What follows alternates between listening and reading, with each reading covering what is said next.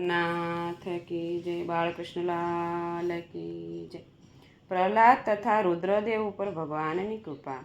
નારદજી બોલ્યા કે બાળક પ્રહલાદે સર્વ વરદાનોને ભક્તિ યોગમાં વિઘ્નરૂપ માની હસતો હસતો શ્રી ભગવાનને કહેવા લાગ્યો કે હે પ્રભુ, હું સ્વભાવથી જ વિષયોમાં આસક્ત છું। મને આપ તે વરદાનો વડે ન લોભાવો, કારણ હું વિષયોના સંગથી ડરું છું અને કંટાળ્યો છું। મને તો માત્ર મોક્ષની જ ઈચ્છા છે, તેથી જ મેં આપનો આશ્રય કર્યો છે। આપની પાસેથી કામનાની આશા રાખે તે ભક્ત નથી, તે તો વ્યાપારી છે, એમ મારું માનવું છે।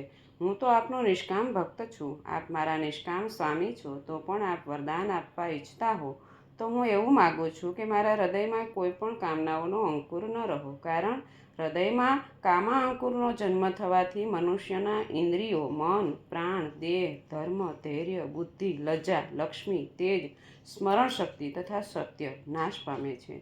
વેદમાં પણ દર્શાવ્યું છે કે જ્યારે મનુષ્યના હૃદયમાં રહેલી સર્વ કામનાઓ છૂટી જાય છે ત્યારે મનુષ્ય અમર બને છે અને આ લોકમાં જ બ્રહ્મને પામે છે। હે પરમાત્મા, હું આપને વારંવાર વંદન કરું છું। ઋષિ ભગવાન બોલ્યા કે હે ભક્ત, તારા જેવા મારા ભક્તો નિષ્કામ હોય છે, તો પણ માત્ર એક મન્વંતર સુધી તું દૈત્યોના રાજાઓનો ભોગ ભોગવજે।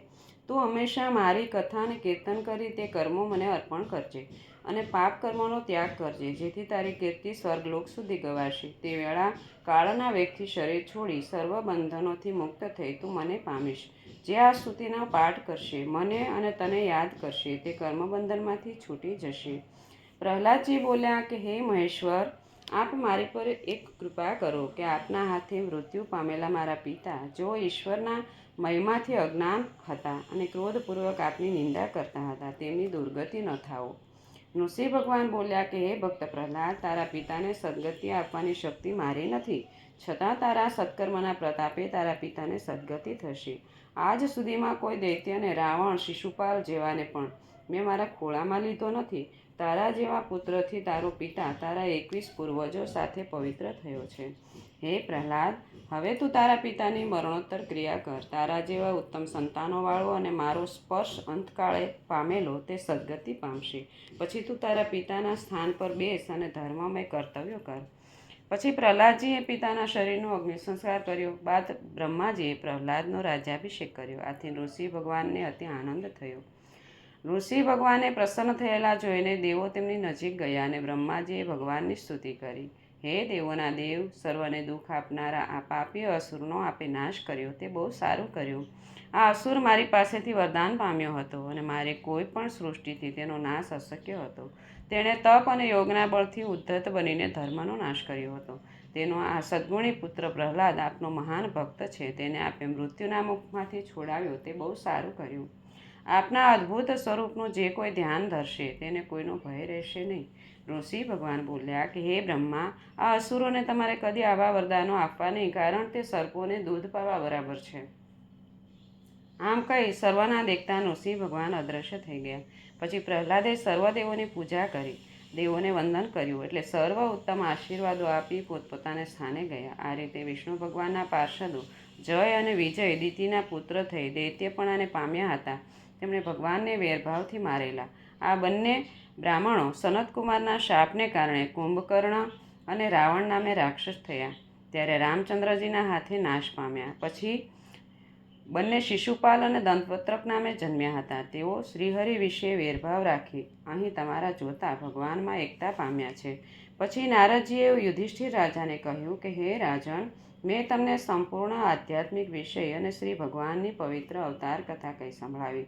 જે મનુષ્ય વિષ્ણુ ભગવાનના પરાક્રમથી ભરેલું આ પવિત્ર આખ્યાન સાંભળશે તે કર્મના બંધનોથી છૂટે છે। વળી જે આ ઉત્તમ ચરિત્રનો પાઠ કરશે અને સાંભળશે તે ભગવાનના અભયરૂપ વૈકુંઠને પામશે। નારદજીએ ધર્મરાજાને પ્રહલાદની કથા કહી સંભળાવી, પરંતુ ધર્મરાજાને આનંદ થયો નહીં। તેમના મુખ પરની ઉદાસી જોઈ નારદજીએ પૂછ્યું કે મેં તમને પ્રેમની કથા કહી સંભળાવી, છતાં તમે કેમ ઉદાસ જણાવો છો? તેનું કારણ શું છે? તો ધર્મરાજાએ કહ્યું કે હે બ્રહ્મર્ષિ, કથા સાંભળી મને આનંદ થયો છે, પણ હું ક્યારનો વિચાર કરું છું કે 5 વર્ષના પ્રહલાદનો પ્રેમ કેવો, જેથી તેને બાળવયમાં ભગવાનના દર્શન થયા। ધન્ય છે પ્રહલાદના પ્રેમને કે જેનું વચન સત્ય કરવા ઋષિ ભગવાન થાંભલામાંથી પ્રગટ થયા। હું 55 વર્ષનો થયો, છતાં હજુ સુધી મને પરમાત્માના દર્શન થયા નથી. મારું જીવન એળે ગયું, તેનું મને દુઃખ છે. તો ધર્મરાજાની સભામાં દ્વારકાનાથ પોતે બિરાજતા હતા, પણ તેમના સ્વરૂપને યુધિષ્ઠિર હજુ જાણતા નથી. દ્વારકાનાથને પોતાના સ્વરૂપને છુપાવવાની ઈચ્છા હતી. ધર્મરાજાની સભામાં શ્રી કૃષ્ણ પતરાળા ઉપાડવાનું પણ કામ કરતા. ધર્મરાજા ભૂલી ગયા કે શ્રી કૃષ્ણ પરમાત્મા છે. તે તો તેમને મામાના દીકરા જ સમજતા. આથી તે વારંવાર બોલતા કે હજુ સુધી મને પરમાત્માના દર્શન થયા નથી. નારદજી શ્રી કૃષ્ણને જાહેર કરવા માગે છે, પરંતુ શ્રી કૃષ્ણ તે માટે ના પાડે છે. છતાં નારદજીથી રહેવાતું નથી અને તેઓ ના છૂટકે પણ શ્રી કૃષ્ણ તરફ આંગળી ચીંધીને કહે છે કે અયમ બ્રહ્મ. હે યુધિષ્ઠિર રાજા, તમે અત્યંત ભાગ્યશાળી છો, કારણ કે તમારા ઘરમાં મનુષ્ય રૂપ ધરનાર શ્રી કૃષ્ણ સ્વરૂપે સાક્ષાત પરબ્રહ્મ ગુપ્તપણે રહ્યા છે. તેમના દર્શન કરવા માટે જ મોટા ઋષિમુનિઓ તમારે ઘેર પધારે છે. વળી ભગવાન શ્રી કૃષ્ણ તમારા ભાઈ, મિત્ર અને તમારા આજ્ઞાધારી બની રહ્યા છે. તે મોક્ષરૂપ આપનાર તમારી પર પ્રસન્ન છે. તેમને અમે પણ મૌન ભક્તિ અને શાંતિથી ભજીએ છીએ. તે અમારા પર પણ પ્રસન્ન થાવો. પૂર્વે આ જ ભગવાને અનંત માથાવાળા મય દાનવે નાશ કરેલા રુદ્રદેવનો યશ ફેલવ્યો હતો. યુધિષ્ઠિર રાજાએ પૂછ્યું કે હે મુનિવર્ય, મય દાનવે ક્યાં કર્મોમાં ભગવાન શંકરની કીર્તિનો નાશ કરેલો અને કૃષ્ણ ભગવાને તેમની કીર્તિ કેવી રીતે ફેલાવી હતી, તેની કથા કૃપા કરીને મને કહો. તો નારદજી બોલ્યા કે શ્રી કૃષ્ણ દેવોને બળવાન કર્યા ત્યારે તેમને અસુરોને જીત્યા, જેથી અસુરોમાં ભય વ્યાપી ગયું. તેઓ પોતાના આચાર્ય મયદાનવ પાસે ગયા. મયદાનવે ઘણો સમર્થ હતો. તેને સોનાનું, રૂપાનું અને લોઢાનું એમ 3 નગરો બનાવી આપ્યા હતા. તે નગરો ક્યારે જતા, ક્યારે આવતા તથા તેઓમાં કઈ વસ્તુઓ હતી એ કોઈ જાણતું ન હતું. અસુરોએ એમાં રહીને 3 લોકને રંજાડવા માંડ્યા. આ અસુરોના ત્રાસને લઈ બધા તેઓ ભગવાન શંકરના સાનિધ્યમાં ગયા.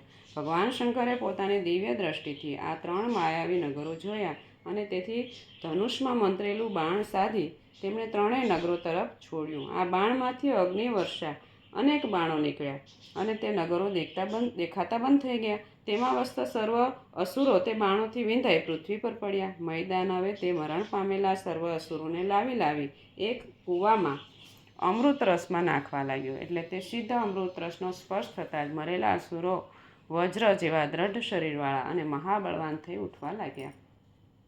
આ જોઈ શંકર ભગવાન વિસ્મય પામ્યા. વિષ્ણુએ શંકરને વિમાસણમાં પડેલા જોઈને પોતાની વિદ્યા અજમાવવાની શરૂ કરી.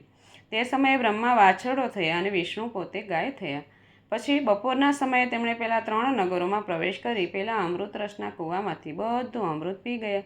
કૂવાના રક્ષકો મોહવશ બની કાંઈ કરી શક્યા નહીં. આ વાતની જાણ મયદાનવને થઈ ત્યારે તે દેવતાઓને આધીન થયો. પછી વિષ્ણુએ તૈયાર કરી આપેલ રથમાં આરૂઢ થઈ શંકરે તે 3 નગરોને ભસ્મીભૂત કરી નાખ્યા. તે સમયે સ્વર્ગમાં દુદુંભી વાગ્યા અને સર્વ દેવોએ તેમની પર પુષ્પવૃષ્ટિ કરી અને હર્ષ પામેલી અપ્સરાઓએ નૃત્ય કર્યું. હે રાજન, પછી દેવો વડે સ્તુતિ કરાતા રુદ્રદેવ પોતાના ધામમાં પધાર્યા. શ્રીહરિ પોતાની માયા વડે ધનુષ્યના જેવું આચરણ કરે છે, પણ તે તો જગતના ગુરુ અને આત્મા છે. તેમના પરાક્રમોને ઋષિઓએ ખૂબ ખૂબ ગાયા છે. બોલો હવે બીજું શું સાંભળવું છે? બોલો ગોવર્ધનનાથ કી જય, બાળકૃષ્ણ લાલ કી